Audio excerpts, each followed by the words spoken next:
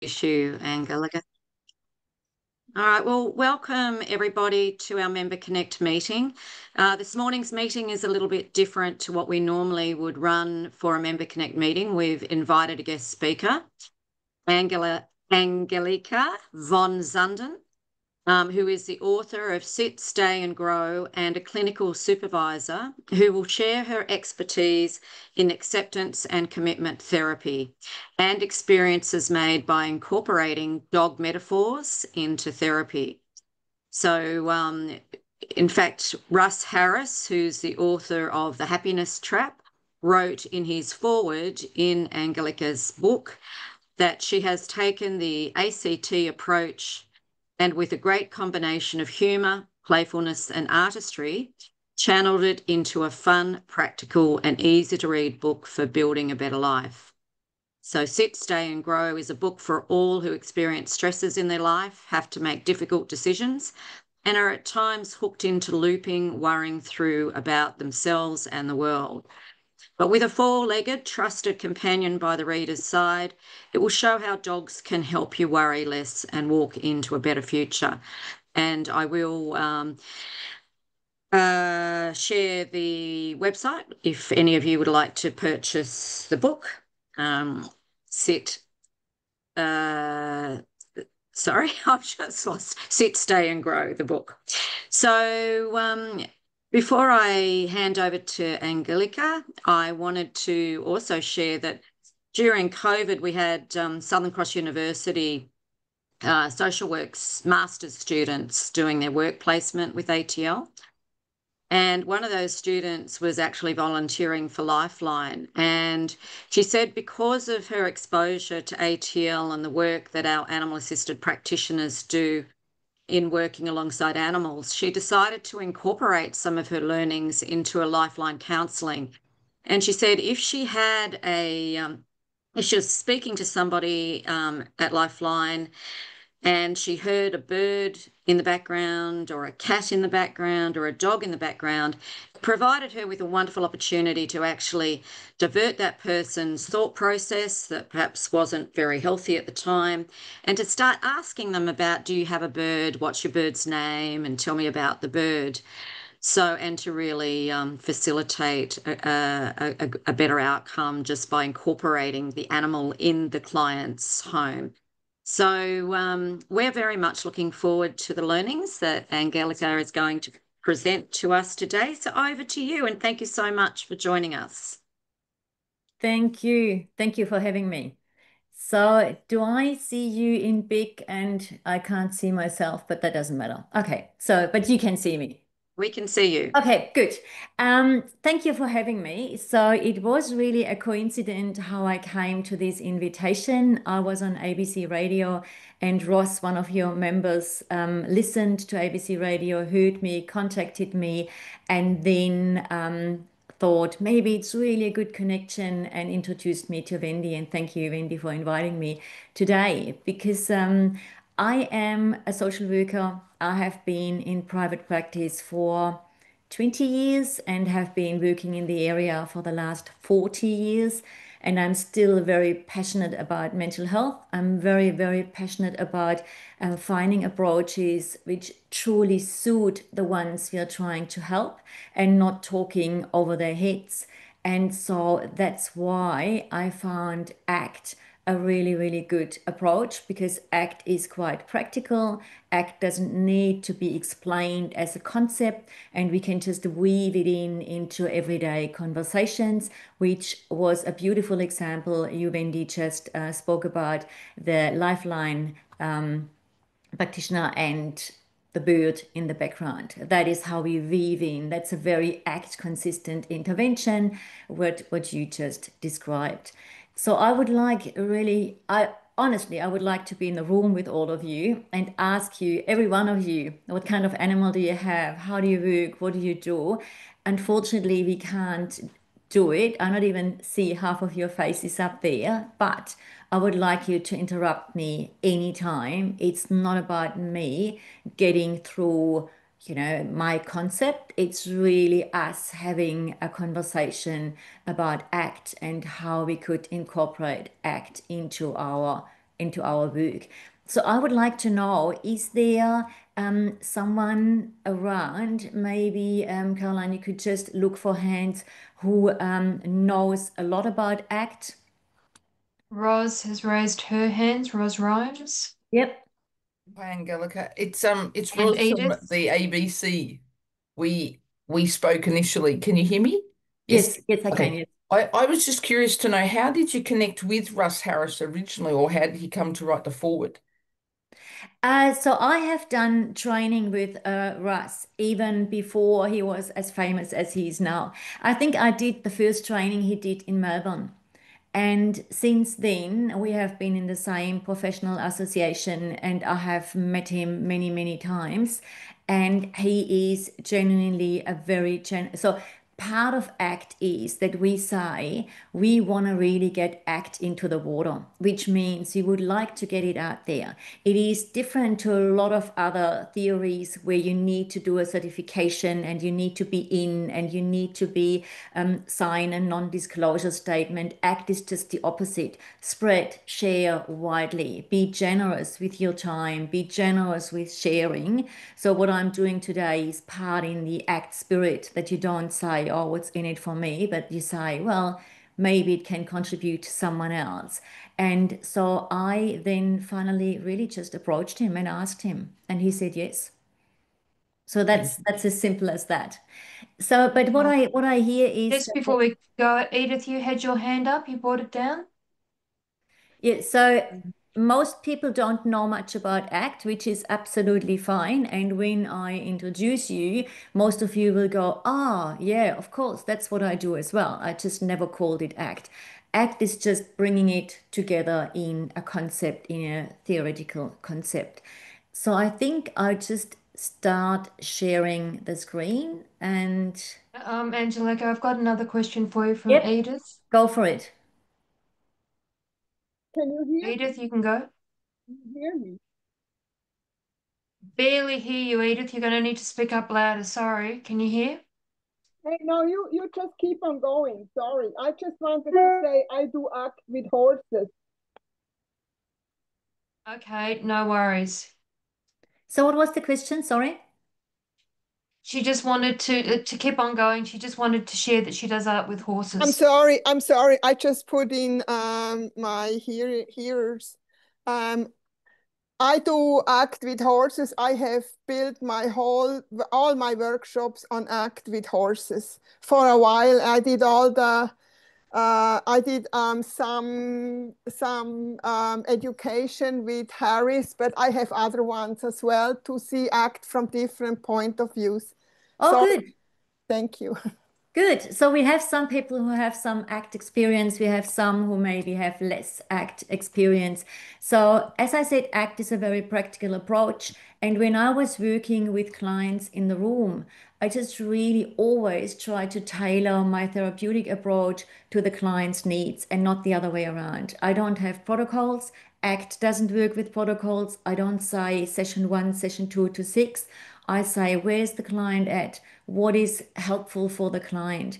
Where can we start together to build trust so that behavioral change, which is the goal defined by the client, can happen?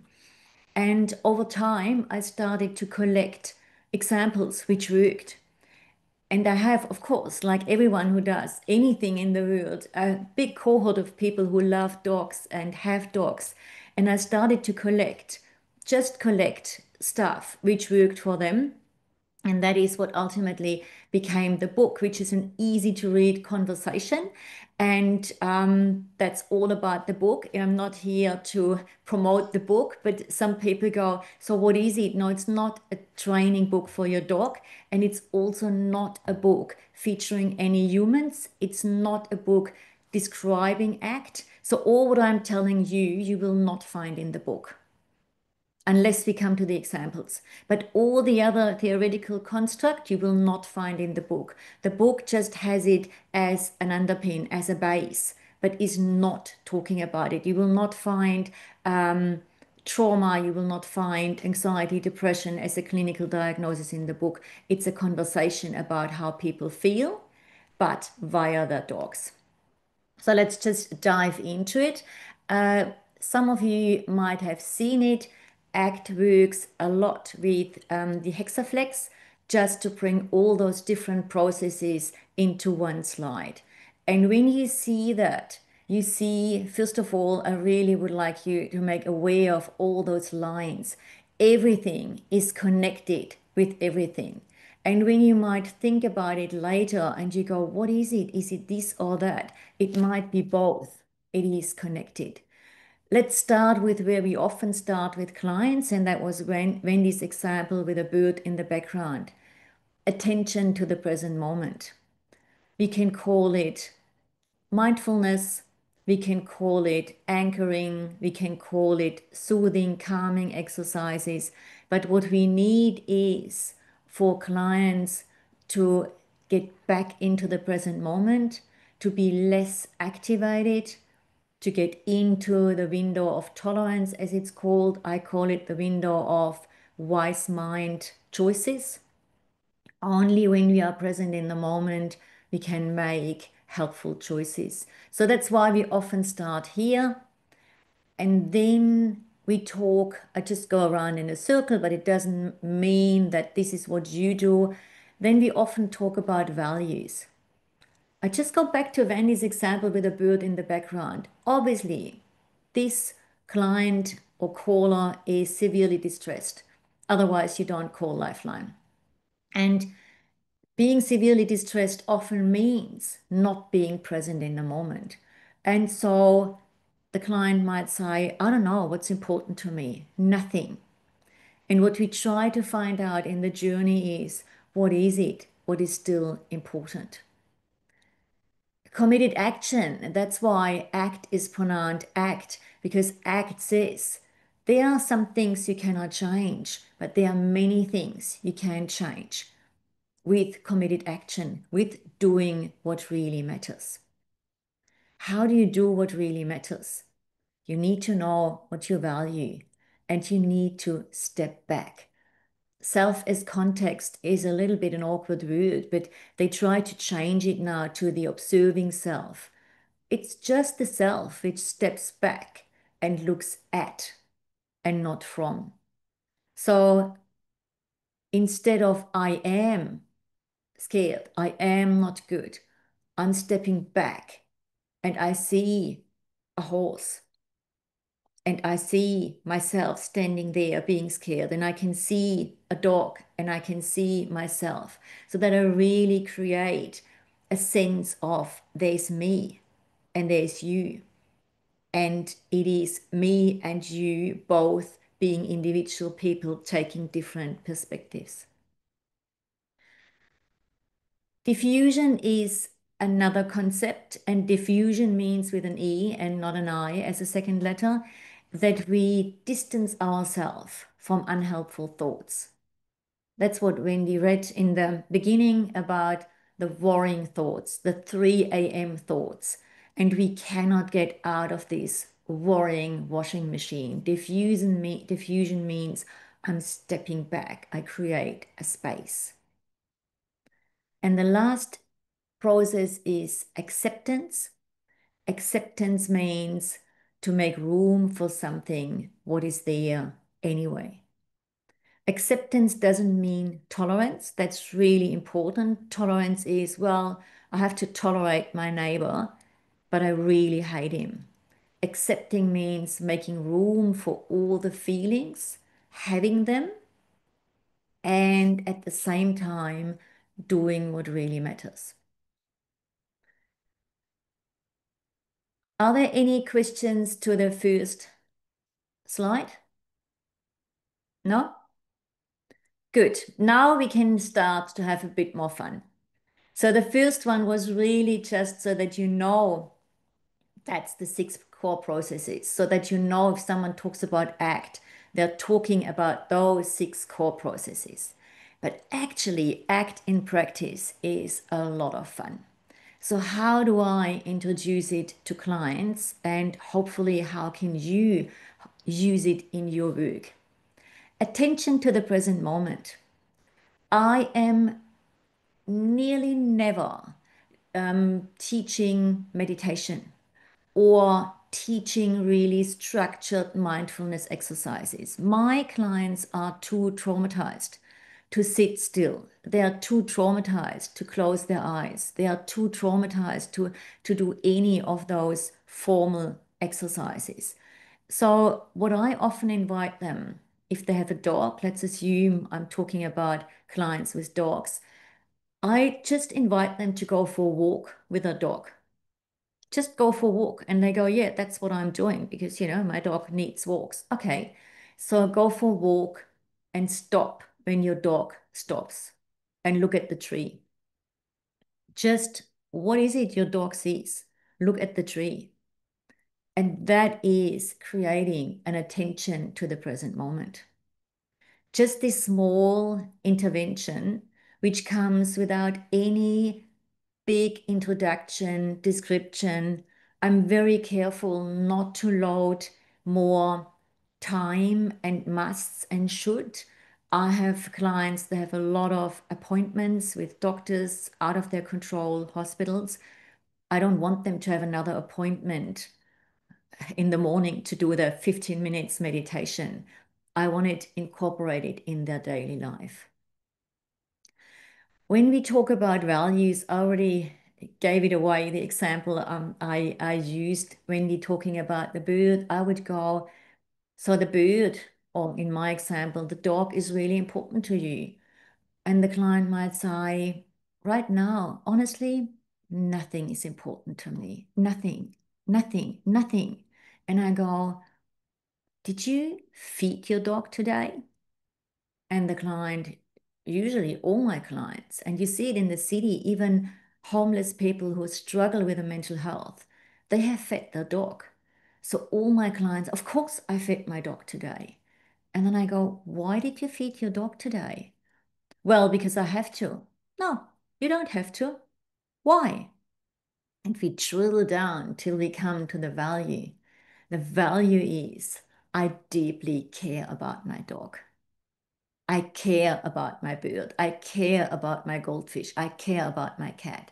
And here we have one value, even as I said, someone who is severely, severely impacted by mental health issues and maybe drug, alcohol addiction cares. So we have a value of care. No one is without values. And then we can build on this value and we can say, well, so you care for your dog and see, now your dog is rolling in the grass and has a full tummy and is really, really happy. This is what happens when we care. And depending where we are at, we can then invite the client to start caring for themselves as well. As in a practical behavioral change, you feed your dog, feed yourself. You give your dog water, give yourself water. Because if it is good enough for your dog, or you find it important for your dog, we can try what happens if you make it important for yourself as well. The next one is committed action. There's this saying, it's a thought that counts. Have you ever had a dog who is happy because you thought you could go for a walk with him? It's not the thought that counts, it is the behavior. It is the behavior. And so when your dog, again, I take this example, and your puppy came to you, you made a place where the puppy could rest. In your bed, on the mat, I don't care, but you created a space where the puppy could be safe. So that's committed action. You're acting on your value of, I want to create safety. How do I create it?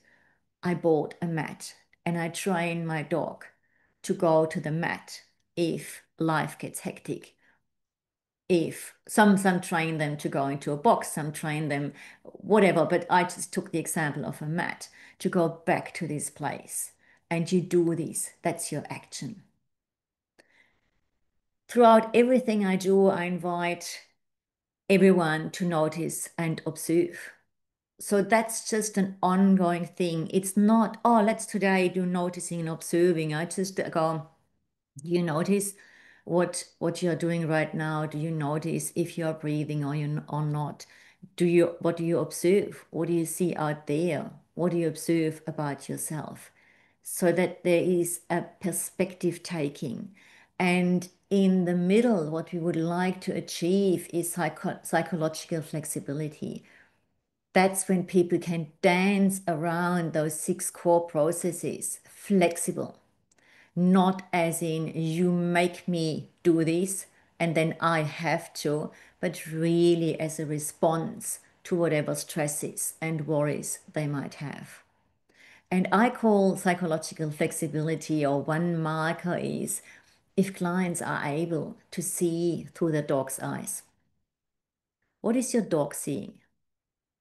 Because when I often talk about clients, but I would like to talk about we, but sometimes it's confusing. When we are deeply in depressive thoughts, when we are deeply absorbed by anxious thoughts, we cannot see it from a different perspective, but from our own.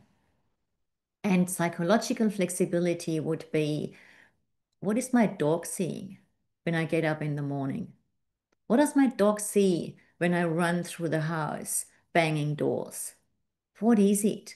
And what would I like my dog to see?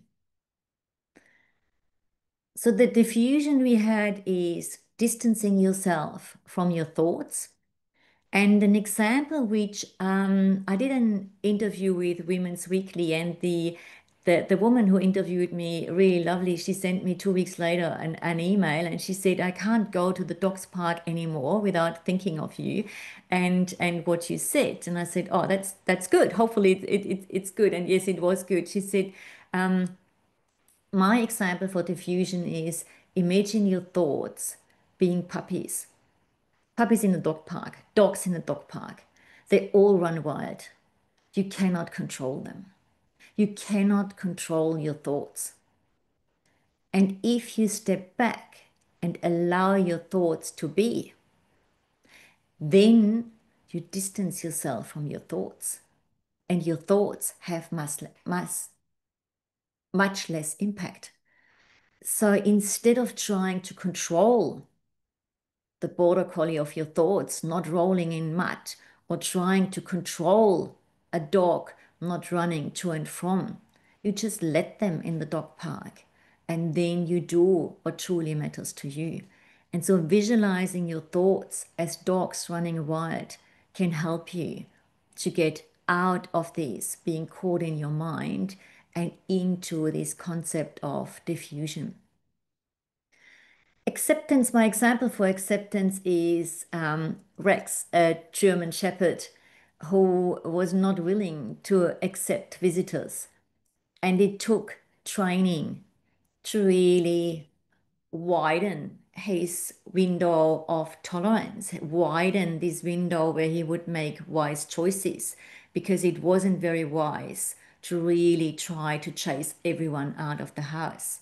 And when Rex learned, when this willingness was created, Rex could welcome visitors and then see that visitors can be quite beneficial. Any questions so far, Caroline? Good. But of course, it doesn't work like that. Of course, our mind is really not trained, not developed to be calm in the moment, make wise choices, and so on. What our mind does, it runs constantly from the past to the future. We have trouble being in the present moment because our ancestors learned that we survive better if we learn from the past and try to predict the future. So our mind goes to the past and then straight to the future. And it makes complete sense. That's truly important, and that's truly important in ACT. We don't talk about deficits.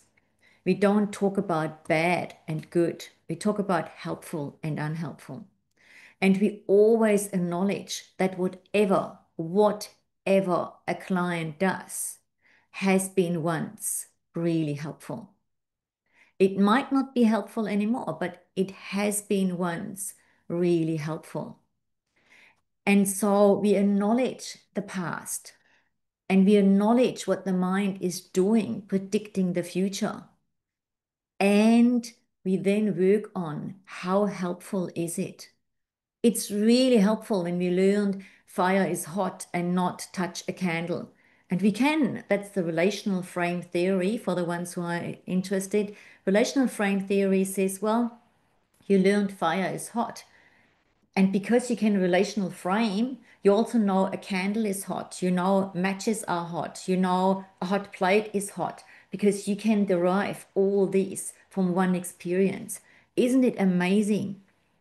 The only problem is we can even really get very scared hearing the word fire. And that is what our clients do. They associate something they hear, something they smell, something they see with a past experience. And so this is why we have trauma-related responses in the present moment.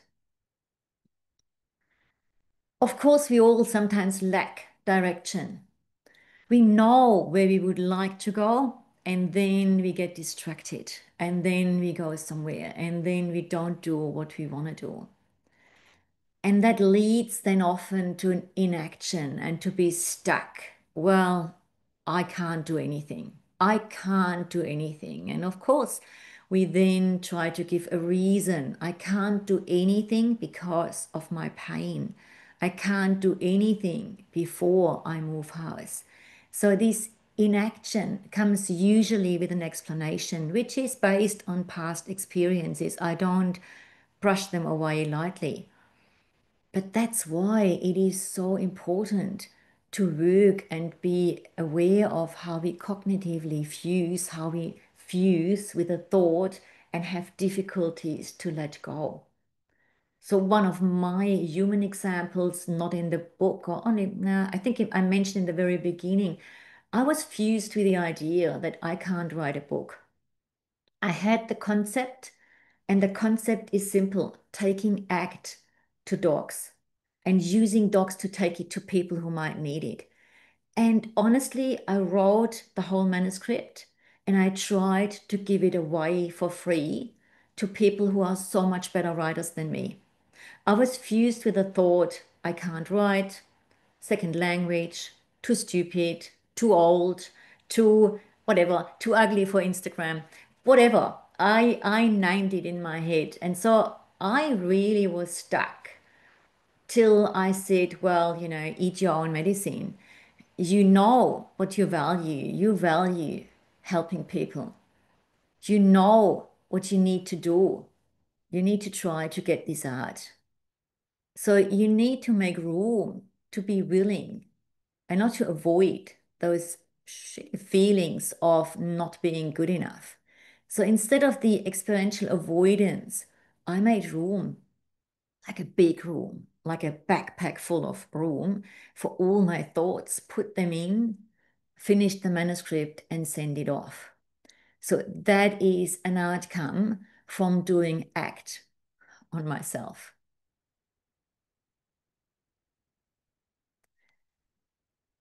As I said, for me, it is important I share this human example with you because you are the therapists. In my book, there are no human examples because I noticed that people have suffered from being compared. There is nearly no lasting trauma which has not been inflicted by other humans. So for me, humans and self-help guides really are not a very good match. And I have experienced it and I have made this mistake myself by telling people what other people have tried. If people are not very traumatized, if you have clients high functioning who go, well, challenge me, tell me what I could try, yes. But I work with complex trauma. People have a gutful of hearing how successful other people are. So they opened self-help books or articles, and the first sentence was, Anna was in a crisis, and then Anna started to, and they close the book and they go, Anna, I'm not Anna, and I don't even know where to start. So that is the reason why they are only examples of animals who fail. Because interestingly enough, failing animals, we can make a lot of room for. We can explain, we can reason, we can love them, we can be kind and caring. Oh, yeah, that's what they do. Failing minds, which are, as I explained, not even failing, they do what they are supposed to do. Oh, not so good. If your mind is too much in the past, oh, you know what, Peter, you have depression. Instead of saying, yes, your mind does what minds do, go into the past to figure out, why did this happen? Why was I treated the way I was treated? Why was I abused? Why did this abuser do what he did? Instead of going, yeah, thank you, mind, trying to help me. And right now, it's not very helpful. So that is a first example of Wincy. Wincy is a small dog and Wincy loves to eat. So when Wincy has food in front of him, Wincy inhales the food. Not because Vincy is stupid and not because Vincy's two-legged companion hasn't told Vincy, there's enough food, slow down. It is because Vincy's brain is formed by hundreds of generations. Eat fast, otherwise someone takes it away. So it's not stupid. So we need to find ways for Vincy to slow down. There are these footballs with the domes. There are huge pebbles you can put in the football. There are different ways to help Vincy, but we would never punish Vincy for eating too fast, or we would never say stupid dog. Well, we might say it, but we don't mean it, because Vincy is Vincy. That's how the brain works. That's one example how being present in the moment can be introduced without saying to a client, slow down, slow down.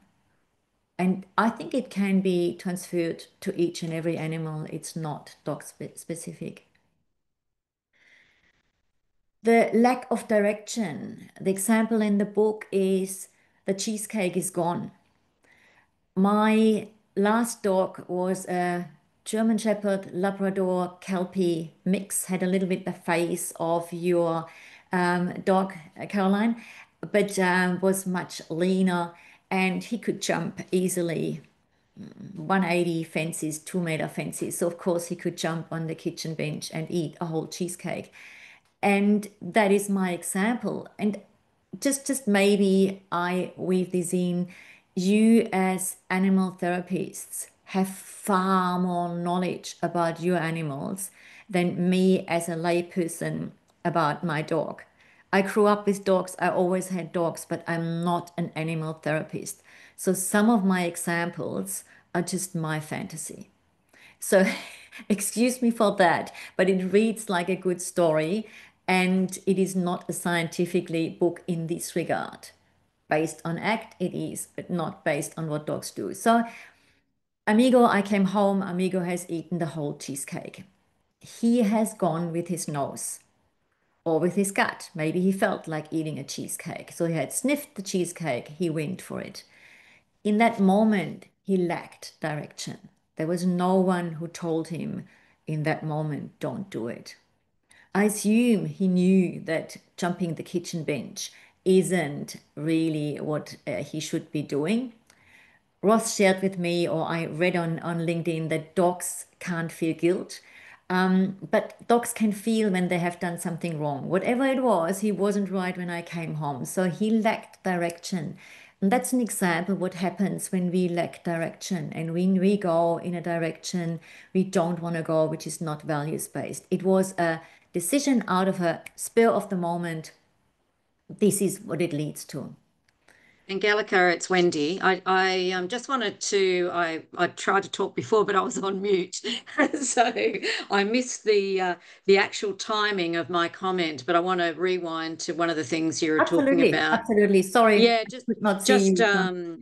No, I just thought your comment around, people that have been traumatized through human actions was just a great reinforcement of why people who are traumatized by the actions of humans are actually attracted to animal assisted practitioners because, that connection with humans has been broken. And so, therefore, it's usually they've tried everything to get sort of like the help they need, but then they come down this path of animal assisted therapy where they need the animal to rebuild those connections to be able to build that therapeutic relationship with the practitioner, if that makes Absolutely. sense. So I just wanted to say and reinforce because your example around that was very relevant to our sector, and very relevant to why people that have trauma, complex trauma, post-traumatic stress through the actions of humans really reach out to this sector to really build that connection Absolutely. again and try to build that trust in the therapeutic process. Absolutely. And I have referred to animal assisted therapy. I don't work with children, rarely, hardly ever, but adults and equine therapy. And at the same time, I know that some people, and I would love everyone with trauma to have access to animal assisted therapy. Don't get me wrong, I'm not saying this is in any way a competition or a substitute. It is just a make do with what you might have if you don't have access or if you are not willing to really access animal assisted therapy. But I think, yes, absolutely, this is so spot on. Thank you, Wendy, for jumping in. Well, I think also that your examples that you're giving can be incorporated into sessions with the therapist's own dog Yep. or own animal that they're working Yep. alongside. So I think, the Yep. metaphors that you're using are just as relevant for animal assisted practitioners as for working with Yep. clients and trying to bring their own, companion animal into Yes. that session. Yes. So one practitioner, which is maybe interesting as well. I haven't thought about this. So she wrote me an email saying, you know how I use your book. I have some clients, NDIS supported clients, and some of them have disabilities to a degree that they come to therapy, but they often don't know where to start and what to talk about. And they love dogs. So she started with some of her clients to read a chapter and then to talk about the chapter because each chapter is based on a process. So you in a way can do a therapy by reading a chapter and then having something to talk about. And for some people it is so much easier to talk about the examples, talk about, I don't know, amigo who ate the cheesecake. It's much easier than to talk about what happens if I react out of anger, or what happens if I react out of the spur of the moment. Let us talk about what happened to this dog and what happened to the cheesecake and what happened to the tomatoes outside when this dog just followed his nose or his gut. And then we have a calm base. We're talking about dogs. And then can come the moment where we can transfer it into, that's then at the end of the chapter, some thoughts to take for a walk. So, what happens if you just follow your nose? What happens? Where does it lead you? And it can be as harmless as a second piece of chocolate cake, or it can be really lead to lashing out or being violent out of this moment. Not because you are bad and we need to change this behavior. No, we need to find, why does it happen? Why? Because you're losing contact with the present moment. You are eating too fast. You are getting into a frenzy. And then you do, of course, you do what Amigo did. And I think it's a very nice way to talk about deep, meaningful topics without overloading a client who just doesn't have access to those words to talk about their own self, their brain, their thoughts. So the next one is being stuck. We have in German an expression, it's called to overcome your inner Schweinehund. That's basically what you have to do if you want to do something, you really want to do it. It's not just someone told you want to do it and it's hard. So you have to jump over a dog, Hund is dog, which looks like a pig. And it's a rather ugly kind of dog, pig, dog. And you have to jump over this. And when you did jump over it, you feel better for the achievement.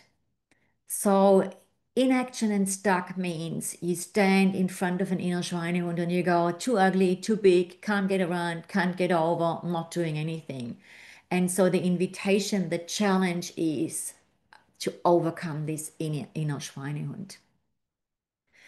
Being caught in a rip, that's the worrying thoughts. That's when my dog jumped in the waves and was taken out and away from the shore, and I could just helplessly watch. This is when we are caught in a rip, and it explains as again on an example of a dog, what is really helpful? Helpful is breathing, helpful is staying calm, helpful is riding the rip out, because when you are caught, you cannot just leave the rip. So that is why, just to weave this in, because it is one of my pet hates, I don't like all those signs about we don't tolerate this kind of language, or we don't, you will be escorted from the premises.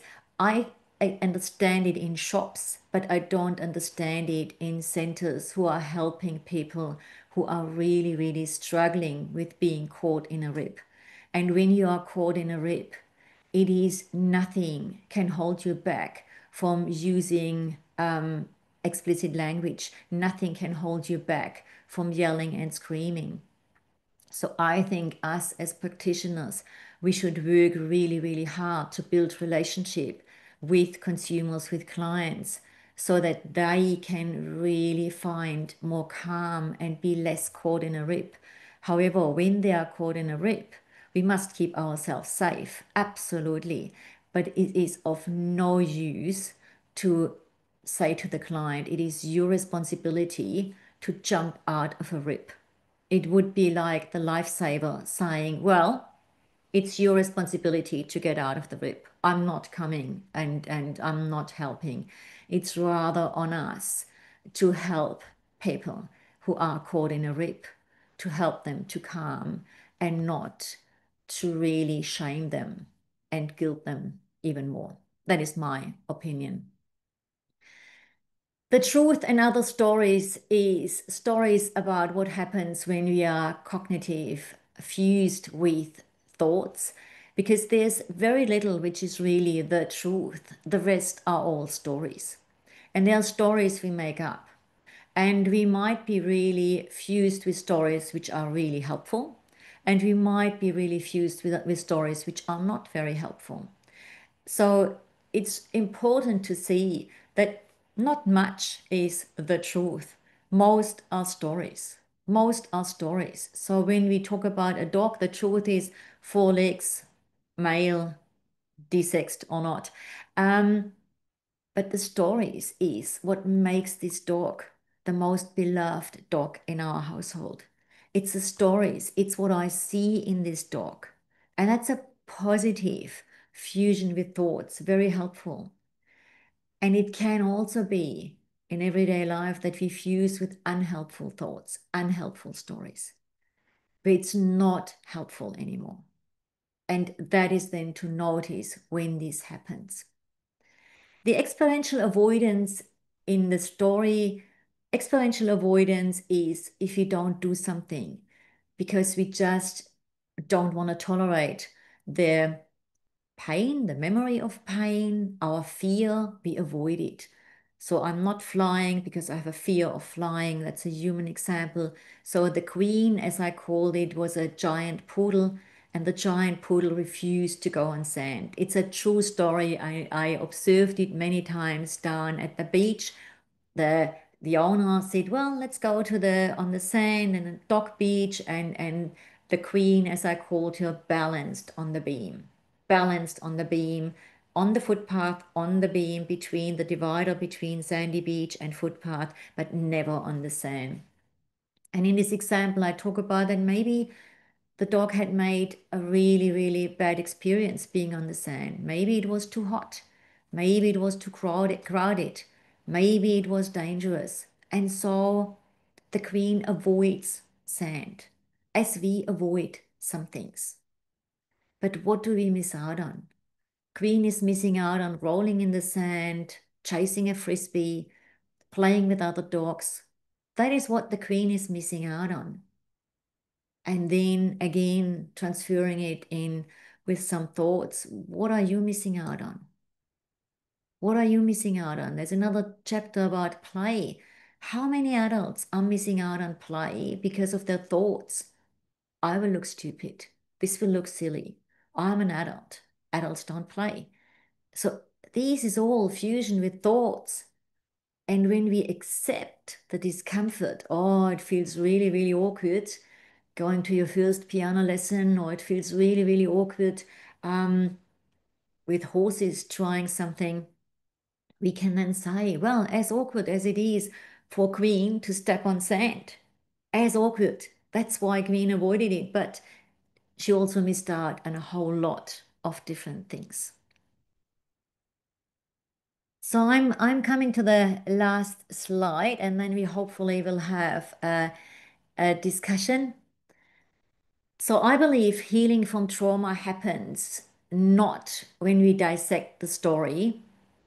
And I believe that we are all on the same page, that we don't need the retelling of the story. But healing from trauma happens when we have a healthy relationship with our own self. For this, sometimes we need to discover the self, which is often so small if someone has been abused. It happens when when our heart opens inwards. Equally how we open our hearts to our dogs and animals. So that is taking dogs to people, taking people to dogs or other animals. That we hope, as you, Wendy, said, that the person, the human, opens their heart towards themselves, how they open their heart towards the animal. When we forgive ourselves, as we forgive our dogs, even when they have done the wrong thing, how much damage have our dogs done, and we forgive them. When we let go of shame and meet our pain with the same compassion, kindness, and care, we meet our puppy for the very first time. That's when survivors of trauma can start to feel whole again and can start to truly heal and be then in connection with the world differently to how they are now disconnected from the world.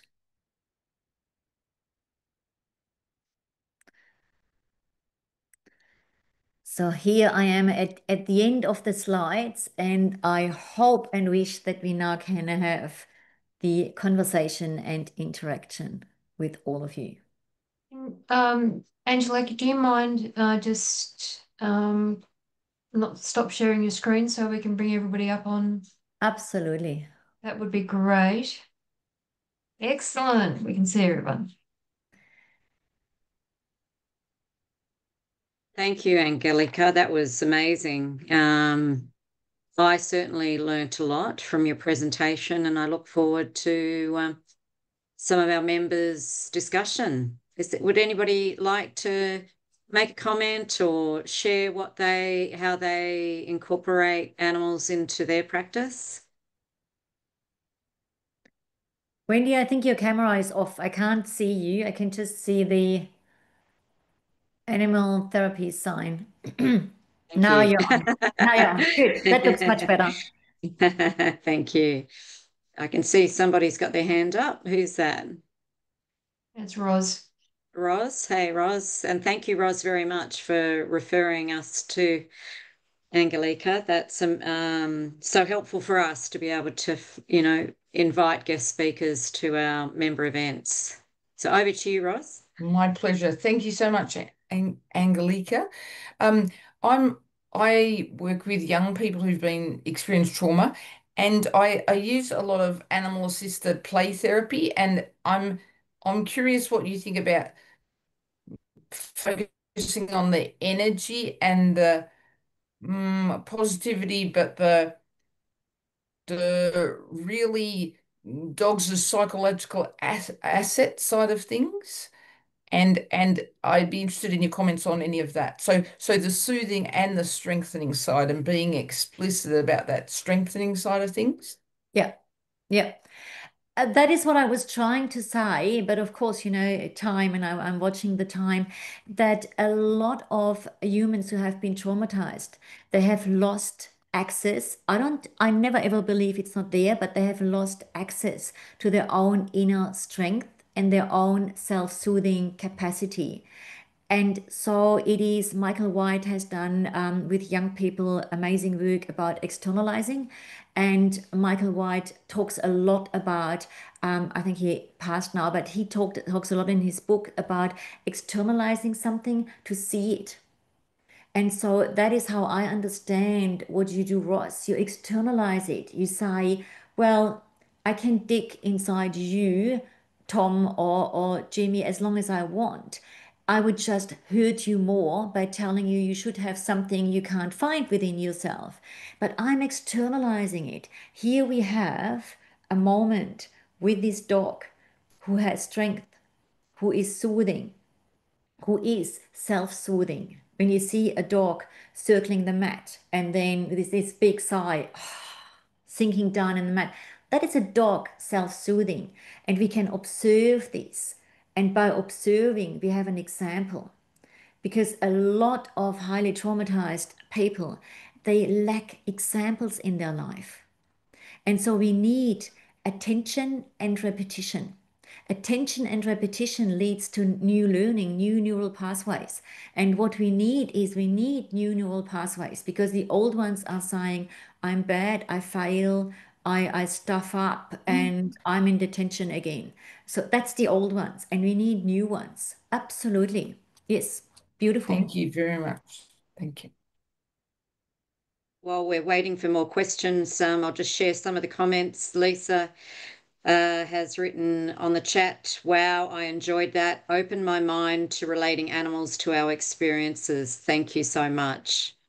Rachel has said, I work with children through to adults who are neurodivergent or experience trauma, and I offer equine animal assisted therapy and use ACT. Yeah. I also, this is Edith. I think Edith had mentioned that she also has an ACT approach for children. And she also mentions that TFACT by Russ Harris is Yep. trauma-focused ACT for people. Yep. Who's interested, yeah? Yep. Did you want to elaborate on that? So Russ is really TFACT. Russ is really so it's trauma focused act. TFACT is trauma focused act, and Russ is doing a lot of training, and I can only highly recommend to go on join Facebook Act for Practitioners, I think it's called, where he often shares free resources to go on actmindfully.com.au where he shares lots and lots of free resources. You can basically get all his resources for free. He releases them in installments, and it's really good reads about how to use ACT with trauma. How to use ACT with trauma is not very dissimilar from how to use ACT generally. But with trauma, we of course need to be much more careful where the client is in terms of the window of wise choices, because the hypoarousal and the hyperarousal is constant present in people who have been traumatized. So we constantly tiptoe around the collapse and the freaking out. And so that's why we need probably to spend more time in present moment awareness, in anchoring, in noticing what is here now before we can do any further work, before we can talk about diffusion from thoughts or values or whatever it might be. And maybe one Fantastic. comment about neurodivergent and ACT. I was interviewed for the Herald Sun last week, I think. And if you go on my Instagram, Sit, Stay, Grow book, you can read the article because it's otherwise behind a paywall.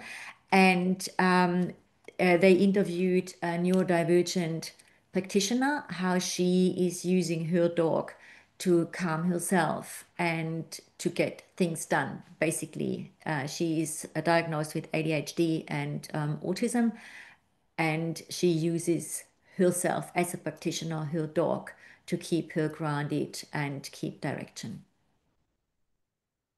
Wonderful. Lisa's just put a comment that Booktopia has a sale on Sit, Stay and Grow, and it's 17% off now, $24.90. Yes. So that's through Booktopia. So just one more opportunity for people to ask questions. Otherwise, we'll wrap up, and I'll just give you an overview of upcoming events for members. I'll also just Bridget's just asked if attending this morning will help with professional development credits. So we're happy to provide you with a certificate of attendance for this morning's meeting, anybody that needs that.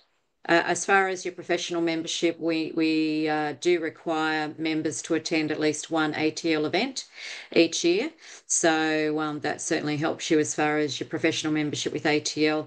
As far as your PD with your peak body for your own human qualifications outside of your professional membership with ATL, that's obviously something you need to understand yourself and go directly to that particular peak body.